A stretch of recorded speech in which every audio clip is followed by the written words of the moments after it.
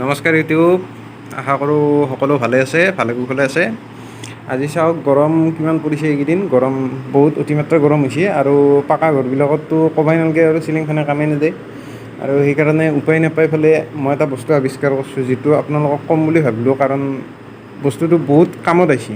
মানে একদম গোটেই ৰুমটো মানে ঠাণ্ডা পৰি গৈছে।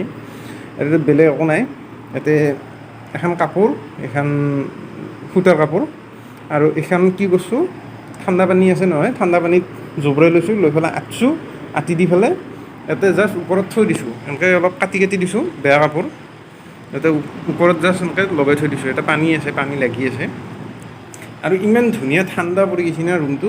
আপোনালোকে অনুভৱ কৰিব, যদি কৰি লয়, আপোনালোকে কৰে যদি, একদম বেলেগ প্ৰব্লেম নাই। ইয়াতে জাষ্ট কাপোৰখন আঁতব লাগে পানীত, আৰু যদি ফ্ৰিজৰ পানী হয়, ফ্ৰিজৰ পানীটো ক'বাই নালাগে, গোটেই ৰুমটো একদম ঠাণ্ডা ঠাণ্ডা কুল কুল হৈ যাব, আৰু একদম বৰফ পৰাৰ দৰে আপোনালোকে লেপ উৰিব লাগিব, এনেকুৱা পৰ্যায় পাব যায়।